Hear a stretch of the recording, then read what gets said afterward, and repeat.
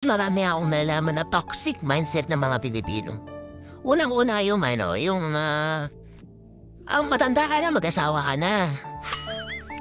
Para magkaroon ka na ng pagtanda mo, may mag-aalaga sa'yo.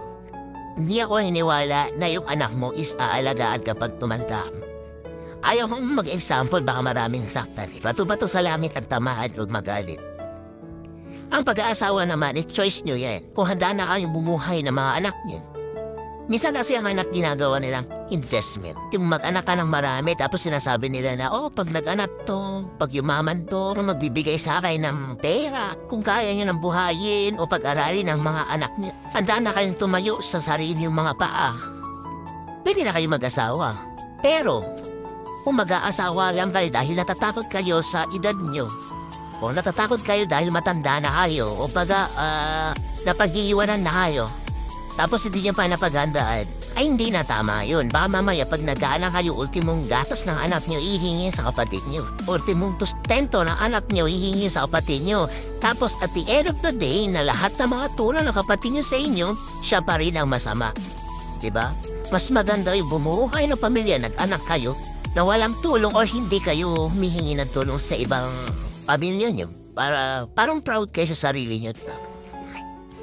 Hindi yung anak kayo tapos hingi sa kapatid niyo. Tapos sama pa rin kapatid. Pangalawang toxic mindset ng mga Pilipino ay, ito pa nga ito ang pinakamabigat. Toxic mindset ng mga Pilipino.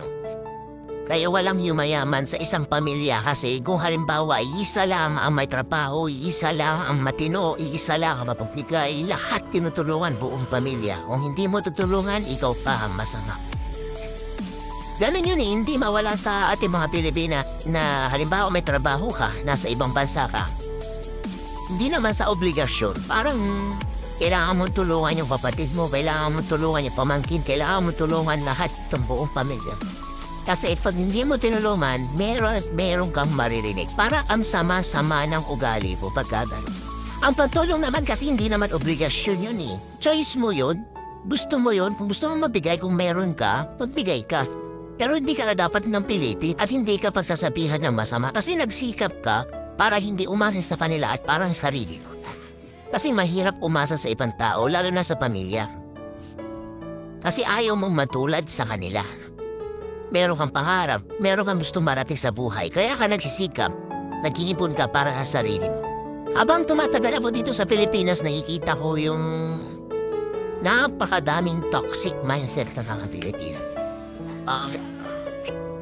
Yung marites hindi yan mawawala nasa tabi-tabi lang yan, nasa kapitbahay. Yung mga kwentang-kwentang dinadagdagan, binabawasan, sobra-sobra, hindi na yan mawala sa atin mga Pilipino. Kung magpapa-apekto ka, bay mapapaaway ka kahit sano ka sa kapitbahay o kahit kanino. Kaya kung halimbawa man na may naririnig kang marites-marites ka na hindi naman totoo. Kung ko sa'yo, bay, ayaan mo lang sila. Tapos ito pa, yung pinakaayaw ko. Yung mabait sila pag may kailangan sila. Yung akala mo napakaamong tupa, pag may kailangan sila, lahat sasabihin para magbigay ka. Pero pag nabigyan na at wala nang kailangan sa'yo, masama na ang tingin sa'yo. Hindi ko alam kung ganun talaga ang mindset ng iba Pilipino o depende sa tao. Siguro depende sa tao. Ako kayo tumulong sa iba o sa mga pamilya niyo, unahin niyo muna ang inyong sarili.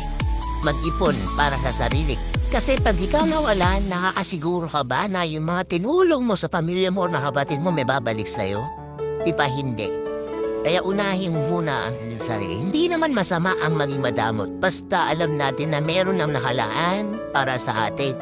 Pwede kang magbigay, basta yung kaya mo lang, huwag mong ibigay lahat. Yung halos wala nang matira sa'yo.